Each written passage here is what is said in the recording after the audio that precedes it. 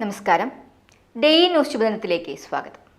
Daily news ശുഭദിനം നിങ്ങൾക്കായി അവതരിപ്പിക്കുന്നത് അമൃത് വേണി ഹെയർ എലിക്സിയർ.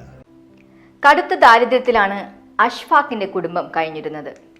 കുടുംബത്തെ സഹായിക്കാൻ അഷ്ഫാഖ് തന്റെ പഠനം 10ാം ക്ലാസ്സോടെ നിർത്തുകയും ഒരു റീറ്റെയിൽ സ്റ്റോറിൽ സഹായിയായി കൂടുകയും ചെയ്തു.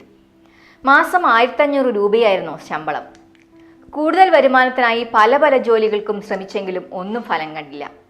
അങ്ങനെയിരിക്കെയാണ് പുതുതായി ലോഞ്ച് ചെയ്ത ഒരു റൈഡിംഗ് ആപ്ലിക്കേഷന്റെ പരസ്യം 2013 അഷ്ഫാഖ് കാണാനിടയായത്.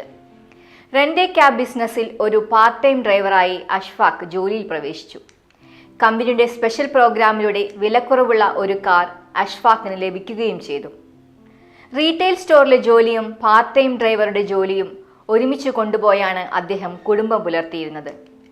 സഹോദരി നൽകിയ തുകയിൽ നിന്ന് ഒരു കാർ കൂടി അയാൾ സ്വന്തമാക്കി. തുടർന്ന് 10 ലക്ഷം രൂപ ബാങ്ക് വായ്പയിൽ 3 കാറുകൾ കൂടി നേടി.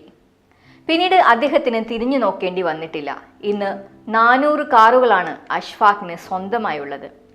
അദ്ദേഹത്തിന്റെ ബിസിനസിന്റെ വാർഷിക വിറ്റുവരവ് ഇപ്പോൾ ഏകദേശം 36 കോടി രൂപയാണ്. ചെറിയ വരുമാനമുള്ളവർക്കും കൈവശം സമ്പാദ്യമൊന്നുമില്ലാത്തവർക്കും അഷ്ഫാഖ് ഒരു മാതൃകയാണ്.